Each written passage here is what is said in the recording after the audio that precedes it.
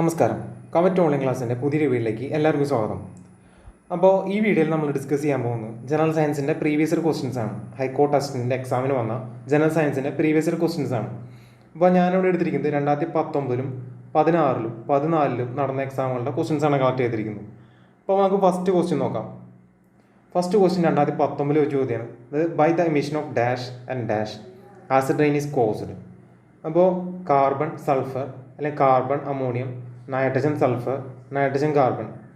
അപ്പോൾ acid rain ഉണ്ടാവാൻ കാരണം അത് NOx, അതായത് നൈട്രജൻ്റെ ഓക്സൈഡ്സും സൾഫർ ഡൈ ഓക്സൈഡും ഫോസിൽ ഫ്യൂൽ കത്തുമ്പോൾ റിലീസാവണ ഈ നൈട്രജൻ്റെ ഓക്സൈഡ്സും സൾഫർ ഡൈ ഓക്സൈഡാണ്. അപ്പോൾ ഈ നൈട്രജൻ്റെ ഓക്സൈഡും സൾഫർ ഡൈ ഓക്സൈഡും അറ്റ്മോസ്ഫിയറിൽ ചെന്ന് അറ്റ്മോസ്ഫിയറിലുള്ള ഓക്സിജനും വാട്ടറും പിന്നെ മറ്റ് കോമ്പൗണ്ട്സായിട്ട് റിയാക്ട് ചെയ്ത് നൈട്രിക് ആസിഡും സൾഫ്യൂരിക് ആസിഡ് ആവുന്നു. അപ്പോൾ ഈ നൈട്രിക് ആസിഡും സൾഫ്യൂരിക് ആസിഡാണ് ആസിഡ് റെയിനുള്ള മൂല കാരണം. അപ്പോൾ നമുക്ക് ഇവിടെ ഓപ്ഷൻ സി ആണ്, നൈട്രജൻ ആൻഡ് സൾഫർ ആണ് ആൻസർ. അപ്പോൾ നമ്മൾ നോക്കുകയാണെങ്കിൽ സാധാരണ വെള്ളത്തിൻ്റെ പ്യുവർ വാട്ടറിൻ്റെ pH എന്ന് പറഞ്ഞാൽ 7 ആണ് പ്യുവർ വാട്ടറിൻ്റെ pH. അപ്പോൾ സാധാരണ മഴയുടെ pH എന്ന് പറഞ്ഞാൽ 5.6 മുതൽ 5.8 വരെയാണ് സാധാരണ മഴയുടെ pH. എന്തുകൊണ്ടാണെന്ന് വെച്ച് കഴിഞ്ഞാൽ അറ്റ്മോസ്ഫിയറിലെ കാർബൺ ഡൈ ഓക്സൈഡ് വെള്ളമായിട്ട് കമ്പൈൻ ചെയ്ത് കാർബോണിക് ആസിഡ് ആവും. ഈ കാർബോണിക് ആസിഡിൻ്റെ പ്രസൻസ് ആണ് ഈ മഴവെള്ളം സ്ലൈറ്റ്ലി അസിഡിക് ആവാൻ കാരണം. അപ്പോൾ 5.6 താഴെ pH ഉള്ള മഴ നമ്മൾ ആസിഡ് റെയിനായിട്ട് ഉൾപ്പെടുത്താറുണ്ട്. അപ്പോൾ നൈട്രജൻ സൾഫറാണ് ആസിഡ് റെയിൻ ഉണ്ടാവാൻ കാരണം. ഇപ്പോൾ 2019 ഒരു ചോദ്യമാണ്. The blood pressure in human is connected with which gland? അപ്പോൾ ഓപ്ഷൻസ് ഉണ്ട്: ടെസ്റ്റിസ്, ലിവർ, അഡ്രിനാൽ, പാൻക്രിയാസ്. അപ്പോൾ കറക്റ്റ് ആൻസർ ഇവിടെ സി, അഡ്രിനാലാണ് കറക്റ്റ് ആൻസർ. അപ്പോൾ അഡ്രിനാലിനെ കുറിച്ച് നമുക്ക് നോക്കാം. അപ്പോൾ അഡ്രിനാൽ ഗ്ലാൻഡ് എന്ന് പറഞ്ഞു കഴിഞ്ഞാൽ വൃക്കയ്ക്ക് മുകളിൽ സ്ഥിതി ചെയ്യുന്ന 2 ഗ്ലാൻഡ് ആണ് അഡ്രിനാൽ ഗ്ലാൻഡ്. അപ്പോൾ ചോദിക്കാറുണ്ട് വൃക്കയ്ക്ക് മുകളിൽ സ്ഥിതി ചെയ്യുന്ന ഗ്ലാൻഡിനെ കുറിച്ച് ചോദിച്ചു കഴിഞ്ഞാൽ അഡ്രിനാൽ ഗ്ലാൻഡാണ് ഉത്തരം. അപ്പോൾ അഡ്രിനാൽ ഗ്ലാൻഡിനെ കുറിച്ച് 2 പോർഷൻ ഉണ്ട്, അതായത് ഇന്നർ പോർഷൻ ഉണ്ട്, ഔട്ടർ പോർഷൻ ഉണ്ട്. ഔട്ടർ പോർഷൻ അറിയപ്പെടുന്നത് കോർട്ടെക്സ് എന്നാണ്. ഔട്ടർ പോർഷൻ അറിയപ്പെടുന്നത് കോർട്ടെക്സ്. ഇന്നർ പോർഷൻ അറിയപ്പെടുന്നത് മെഡുലയാണ് ഇന്നർ പോർഷൻ. അപ്പോൾ 2 ഭാഗവും 2 തരം ഹോർമോണാണ് റിലീസ് ചെയ്യാറുള്ളത്. അപ്പോൾ കോർട്ടെക്സ് റിലീസ് ചെയ്യുന്ന മെയിൻ ഹോർമോണാണ് കോർട്ടിസോൾ. ഈ കോർട്ടിസോളാണ് നമ്മൾ സ്ട്രെസ് ഹോർമോൺ എന്ന് അറിയപ്പെടുന്നത് കോർട്ടിസോളാണ്. അപ്പോൾ മെഡുല റിലീസ് ചെയ്യുന്നതാണ് അഡ്രിനാലിനും നോർ അഡ്രിനാലിനും. അഡ്രിനാലിന് അറിയപ്പെടുന്നത് എമർജൻസി ഹോർമോൺ അല്ലെങ്കിൽ ഫൈറ്റ് ഫ്ലൈറ്റ് ഹോർമോൺ എന്നും കൂടി അറിയപ്പെടാറുണ്ട്.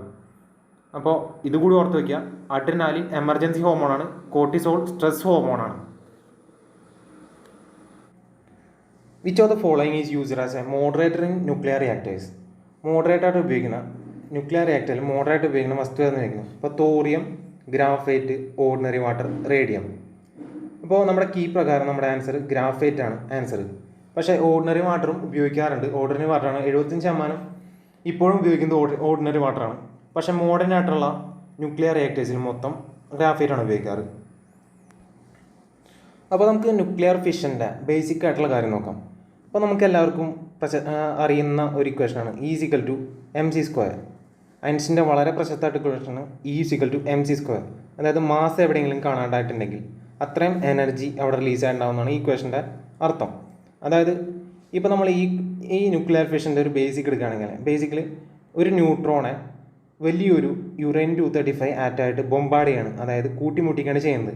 അപ്പോൾ കൂട്ടിമുട്ടിക്കുമ്പോൾ അത് ചെറിയ ഫ്രാഗ്മെൻറ്റ്സ് ആയിട്ട് ക്രിപ്റ്റോണും ബേരിയവും ആവും. കൂടാതെ 3 ന്യൂട്രോൺ എക്സ്ട്രാ റിലീസ് ആവുന്നുണ്ട്, 3 ന്യൂട്രോൺ.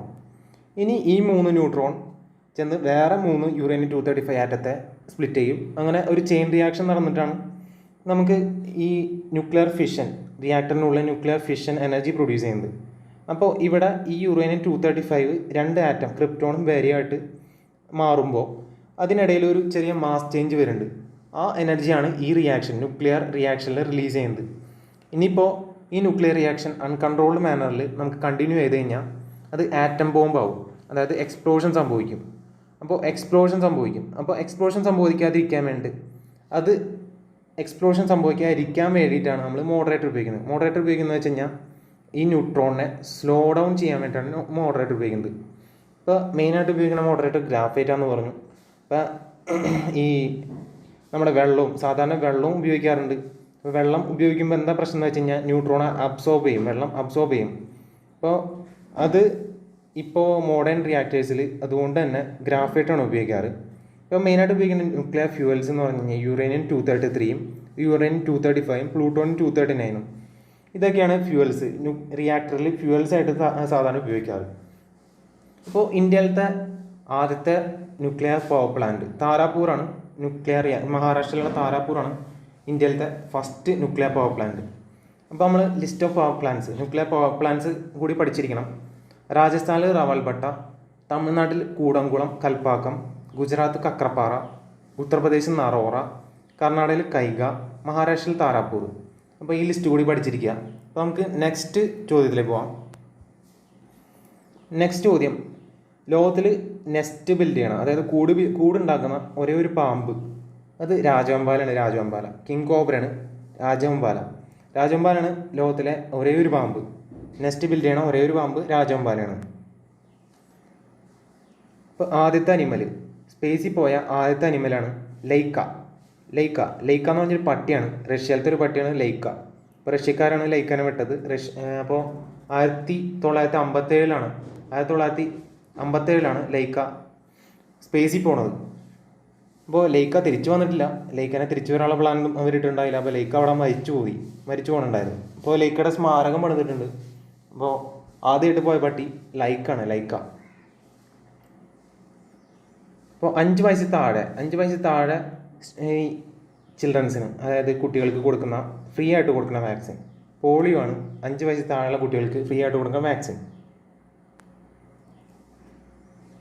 ഇപ്പോൾ ഫസ്റ്റ് ഇലക്ട്രിക് ബൾബ് കണ്ടുപിടിച്ചത് തോമസ് ആൽവ എഡിസൺ ആണ്. ഫസ്റ്റ് ഇലക്ട്രിക് ബൾബ് കണ്ടുപിടിച്ചത്.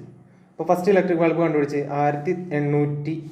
1879ലാണ് Thomas Alva Edison first electric bulb കണ്ടുപിടിച്ചത്. ഇപ്പോൾ ഒരു പ്ലാറ്റിനത്തിൻ്റെ ഒരു കമ്പിയും പിന്നെ വാക്യൂം ട്യൂബും വെച്ചിട്ടാണ് ഇലക്ട്രിക് ബൾബ് കണ്ടുപിടിച്ചത്.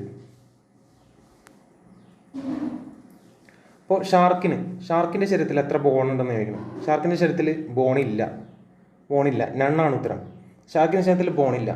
ഷാർക്കിൻ്റെ ശരീരത്തിൽ ബോണിന് പകരം കാർട്ടിലേജ് ആണ് ഷാർക്കിൻ്റെ ശരീരത്തിലുള്ള സാധനം. അപ്പോൾ കാർട്ടിലേജ് എന്ന് പറഞ്ഞാൽ ബോണിനേക്കാൾ ഡെൻസിറ്റി കുറഞ്ഞ ഒരു മെറ്റീരിയലാണ് കാർട്ടിലേജ്. അപ്പോൾ ഇത് കാരണം തന്നെ കാർട്ടിലേജ് ഭയങ്കര ഫ്ലെക്സിബിളാണ്. അപ്പോൾ ഷാർക്കിന് പെട്ടെന്ന് ക്വിക്കായിട്ട് മൂവ്മെൻറ്റ്സിനും വേഗത്തിൽ സഞ്ചരിക്കാനും ഒക്കെ സഹായിക്കുന്നത് ഈ കാർട്ടിലേജ് ആണ്. ഇപ്പോൾ ലോകത്തിലെ ഏറ്റവും ടോളസ്റ്റ് ഗ്രാസ് ബാംബു ആണ്. ഈ ബാംബുവിനെ നമ്മൾ ഗ്രാസ് ആയിട്ടാണ് സയൻറ്റിഫിക്കായിട്ട് ഉൾപ്പെടുത്തിയിട്ടുള്ളത്. അപ്പോൾ ബാംബു ഗ്രാസിൻ്റെ പ്രോപ്പർട്ടീസാണ് കാണിക്കുന്നത്. അതായത് അതുകൊണ്ടാണ് ബാംബുവിനെ ഗ്രാസ് ആയിട്ട് ഉൾപ്പെടുത്തിയിട്ടുള്ളത്.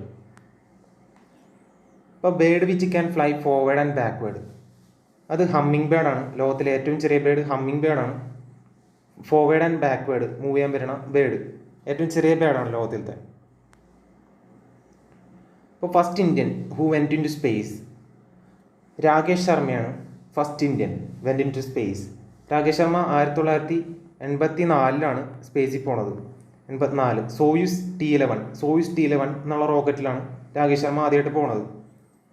അപ്പോൾ റഷ്യയിൽ നിന്നാണ് രാകേഷ് ശർമ്മ സ്പേസിൽ പോയത്. അപ്പോൾ 1984ലാണ് രാകേഷ് ശർമ്മ പോകുന്നത്. അപ്പോൾ which country successfully launched SJ-10 a retrievable scientific satellite? ചൈനയാണ് SJ-10 സാറ്റലൈറ്റ് വിക്ഷേപിച്ചത്. അപ്പോൾ 2014 ചോദിച്ച ചോദ്യമാണ്, find the odd one of the following which does not belong to the group of other four. അപ്പോൾ തന്നിരിക്കുന്നത് helium, hydrogen, neon, argon, krypton ഇതൊക്കെ തന്നിരിക്കുന്നത്. അപ്പോൾ നമുക്ക് അറിയാം ഹീലിയം, നിയോൺ, ആർഗൺ, ക്രിപ്റ്റോൺ ഇതൊക്കെ 18ാമത്തെ ഗ്രൂപ്പിൽ നോബിൾ ഗ്യാസ് ഗ്രൂപ്പിൽ ഉൾപ്പെടുന്ന സാധനങ്ങളാണ്, എലമെൻസ് ആണ്. അതായത് ഹീലിയം, നിയോൺ, ആർഗൺ, ക്രിപ്റ്റോൺ. ഇപ്പോൾ ഹൈഡ്രജനാണ് 18ാമത്തെ ഗ്രൂപ്പിൽ ഉൾപ്പെടാത്തത്. അപ്പോൾ ഹൈഡ്രജൻ ഏത് ഗ്രൂപ്പിലാണ്? 1ാമത്തെ ഗ്രൂപ്പിലാണ് ഹൈഡ്രജൻ നമ്മൾ പ്ലേസ് ചെയ്യാറുള്ളത്. കാരണം 1ാമത്തെ ഗ്രൂപ്പിനെ പോലെ ആൽക്കലി മെറ്റൽസിനെ പോലെ വാലൻസി 1 ഉണ്ട്, അതായത് H+ അയോൺ. ഈ ഇലക്ട്രോണെ കൊടുത്ത് H+ അയോണുള്ള പ്രോപ്പർട്ടി കാണിക്കാറുണ്ട്. പക്ഷേ ഹാലോജൻ്റെ 17ാമത്തെ ഗ്രൂപ്പിലത്തെ ഹാലോജൻ്റെ പ്രോപ്പർട്ടീസും കാണിക്കാറുണ്ട്. അതായത് ഇലക്ട്രോണെ വാങ്ങി H- ഹൈഡ്രേറ്റ് അയോണായിട്ട് മാറാനുള്ള കഴിവും ഹൈഡ്രജനുണ്ട്. അപ്പോൾ അതുകൊണ്ട് തന്നെ 2 ഗ്രൂപ്പിലും പെടുത്താവുന്ന സാധനമാണ്. അതുകൊണ്ട് തന്നെ ഹൈഡ്രജനെ ഒറ്റ ഗ്രൂപ്പിലും ഉൾപ്പെടുത്താറില്ല സാധാരണ. പക്ഷേ 1ാമത്തെ ഗ്രൂപ്പിലാണ് ഹൈഡ്രജനെ വെക്കാറ്. അപ്പോൾ 2014 ചോദിച്ചതാണ് nephrons are seen which part of human body. ഇപ്പോൾ നെഫ്രോൺസ് പറഞ്ഞാൽ കിഡ്നിയുടെ ഫങ്ഷണൽ യൂണിറ്റ്സ് ആണ് നെഫ്രോൺസ്. കിഡ്നിയാണ് ആൻസർ. കിഡ്നിയുടെ ഫങ്ഷൻ യൂണിറ്റ്സ് ആണ് നെഫ്രോൺ. വളരെ മൈന്യൂട്ടായിട്ടുള്ള പാർട്ടിക്കിൾസ് ആണ് നെഫ്രോൺ. നെഫ്രോണിൻ്റെ ഫംഗ്ഷൻ എന്ന് പറഞ്ഞു കഴിഞ്ഞാൽ ബ്ലഡിനെ ഫിൽറ്റർ ചെയ്യുക, വേസ്റ്റൊക്കെ ഫിൽറ്റർ ചെയ്ത് മൂത്രത്തിൽ കൊടുക്കുക. ഇതാണ് നെഫ്രോൺസിൻ്റെ ഫംഗ്ഷൻ. അപ്പോൾ 1 ബില്യണോളം നെഫ്രോൺസ് ഒരു കിഡ്നിയിൽ ഉണ്ടാവുന്നതാണ് കണക്ക്. അപ്പോൾ ഇവിടെ നെഫ്രോൺസ് കിഡ്നി ആയിട്ടാണ് ബന്ധപ്പെട്ടിരിക്കുന്നത്. ഇപ്പോൾ 2014 ചോദിച്ച ചോദ്യമാണ് which of the following process is or are part of carbon cycle in ecosystem. അപ്പോൾ ആദ്യമായിട്ട് നമ്മൾ കാർബൺ സൈക്കിൾ എന്താണെന്ന് പറയണം. കാർബൺ സൈക്കിൾ എന്ന് പറഞ്ഞാൽ അറ്റ്മോസ്ഫിയറിലുള്ള കാർബണിനെ ഭൂമിയിലേക്ക് കൊടുക്കുകയും ഭൂമിയിലുള്ള കാർബണിനെ വീണ്ടും തിരിച്ചും അറ്റ്മോസ്ഫിയറിലേക്ക് വിടുകയും ചെയ്യുന്ന പ്രോസസ്സാണ് കാർബൺ സൈക്കിൾ. ഇപ്പോൾ നമ്മളിവിടെ നിന്ന് ഈ പിക്ചറിൽ നോക്കുകയാണെങ്കിൽ അറ്റ്മോസ്ഫിയറിൽ കാർബൺ ഡൈ ഓക്സൈഡ് ഉണ്ട്. ഈ കാർബൺ ഡൈ ഓക്സൈഡിനെ ട്രീസ് ഫോട്ടോസിന്തസിസ് വഴി ഫുഡാക്കി മാറ്റാണ്. ഈ ഫുഡ് അനിമൽസ് ഭക്ഷിക്കുമ്പോൾ വഴി അനിമൽസിന് കിട്ടാണ് ഈ കാർബൺ. ഈ അനിമൽസ് റെസ്പിറേഷൻ ചെയ്യുമ്പോൾ കാർബൺ ഡൈ ഓക്സൈഡ് വീണ്ടും അറ്റ്മോസ്ഫിയറിലേക്ക് പോകുന്നുണ്ട്. പിന്നെ ട്രീസിൻ്റെ ഇലയും മറ്റും ചത്ത് ചെയ്യുമ്പോൾ ഡീകമ്പോസിഷൻ വഴി അത് ഭൂമിയിലേക്ക് ചെല്ലുന്നുണ്ട്. പിന്നെ അനിമൽസ് മരിച്ചു കഴിയുമ്പോൾ അത് ഡീകമ്പോസിഷൻ വഴി അതും ഭൂമിയിലേക്ക് ചെല്ലുന്നുണ്ട്. പിന്നെ വർഷങ്ങളായിട്ട് ഭൂമിക്കടിയിൽ ചത്ത് കിടക്കുന്ന അനിമൽസ് വഴിയാണ് നമുക്ക് ഫോസിൽ ഫ്യൂവൽസ് ഉണ്ടാകുന്നത്. അപ്പോൾ ഈ ഫോസിൽ ഫ്യൂവൽസ് കത്തിക്കുന്ന വഴി നമ്മൾ വീണ്ടും കാർബണിനെ അറ്റ്മോസ്ഫിയറിലേക്ക് വിടുകയും ചെയ്യണം. അപ്പോൾ ഈ പ്രോസസ്സൊക്കെയാണ് കാർബൺ സൈക്കിളിൽ ഉൾപ്പെട്ടിട്ടുള്ളത്. അപ്പോൾ നമുക്കിവിടെ നോക്കാം ഫോട്ടോസിന്തസിസ് കാർബൺ സൈക്കിളിൻ്റെ ഒരു ഭാഗമാണ്. മൈക്രോബിയൽ ഡീകമ്പോസിഷൻ, പിന്നെ fossil fuels, formation of fossil fuels, പിന്നെ കമ്പഷൻ ഇൻ കാർസ്, അതായത് ഫോസിൽ ഫ്യൂവൽസ് കത്തുമ്പോൾ, ഇതൊക്കെ കാർബൺ സൈക്കിളിൽ ഉൾപ്പെട്ടാണ്. അപ്പോൾ ഡി ആണ് ഉത്തരം. അടുത്ത ചോദ്യം നോക്കാം. Nutrients from food absorbed by intestine go directly to. 2014 ചോദിച്ച ചോദ്യമാണ്. അപ്പോൾ സ്മോൾ ഇൻറ്റസ്റ്റൈനിലാണ് ന്യൂട്രിയൻസ് ഒക്കെ അബ്സോർബ് ചെയ്യണം. അപ്പോൾ ന്യൂട്രിയൻസ് ബ്ലഡിലേക്ക് കൊടുക്കും. ബ്ലഡിൽ നിന്ന് ഏത് അവയവത്തിൽ പോയിട്ടാണ് പിന്നെയുള്ള നമ്മുടെ എല്ലാവർക്കും വിതരണം ചെയ്യുന്നത്. അപ്പോൾ ഈ അബ്സോർബ് ചെയ്ത ഫുഡ് പ്രോസസ്സ് ചെയ്യേണ്ട ആവശ്യമുണ്ട്. അതായത് ആവശ്യമുള്ള ന്യൂട്രിയൻസ് എടുക്കുകയും ആവശ്യമില്ലാത്തത് കളയുകയും ചെയ്യണം. പിന്നെ ബൈ പ്രോഡക്ട്സ് ഉണ്ടെങ്കിൽ ബൈ പ്രോഡക്ട്സും റിമൂവ് ചെയ്യണം. അപ്പോൾ ആദ്യം ചെല്ലുന്നത് ലിവറിക്കാണ് ചെല്ലുന്നത്. ഈ പ്രോസസ്സ് നടക്കാൻ വേണ്ടി ലിവർ ചെല്ലുന്നു. ലിവർ എന്ത് ചെയ്യുന്നത് വെച്ച് കഴിഞ്ഞാൽ ആവശ്യമുള്ള സാധനങ്ങൾ കൊടുക്കുകയും ചെയ്യും. പിന്നെ ആവശ്യമുള്ള സാധനങ്ങൾ ഫിൽറ്റർ ചെയ്തെടുക്കുകയും ചെയ്യും. ബൈ പ്രോഡക്ട്സൊക്കെ ഫിൽറ്റർ ചെയ്ത് മാറ്റും. അതുകൊണ്ടാണ് നമുക്ക് ബാക്കിയുള്ള ഓർഗാനിസിക്ക് ലിവർ ഇത് ന്യൂട്രിയൻസും കാര്യങ്ങളൊക്കെ കൊടുക്കുന്നത്. അപ്പോൾ ലിവറാണ് ആൻസർ ഇവിടെ. അപ്പോൾ what is a percentage of lead in writing core of a lead pencil.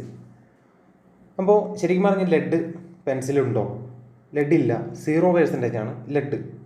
ഇപ്പോൾ പെൻസിൽ എന്ന് പറഞ്ഞാൽ ഗ്രാഫൈറ്റും പിന്നെ ക്ലേയും പൊടിച്ചിട്ടുള്ള ഒരു മിശ്രിതമാണ് പെൻസിലിൻ്റെ ലെഡ്. ലെഡ് എന്തുകൊണ്ടാണ് ലെഡ് എന്ന് പറയുന്നത് വെച്ച് കഴിഞ്ഞാൽ പണ്ട് കാലത്തെ ആൾക്കാർ ഈ പെൻസിലിൻ്റെ കറുപ്പ കളർ കാരണം ലെഡാണ് തെറ്റിദ്ധരിച്ചിരുന്നു. അപ്പോൾ അതുകൊണ്ടാണ് ലെഡ് പെൻസിൽ എന്ന് പറയാറുള്ളത്. പക്ഷേ ഇപ്പോഴും അത് വിളിച്ചു പോകുന്നുള്ളൂ. അപ്പോൾ ഇത്രയൊക്കെയാണ് നമ്മൾ ഈ വീഡിയോയിൽ പറയാനുള്ളത്. അപ്പോൾ അടുത്തൊരു വീഡിയോ കാണാം. താങ്ക്സ്.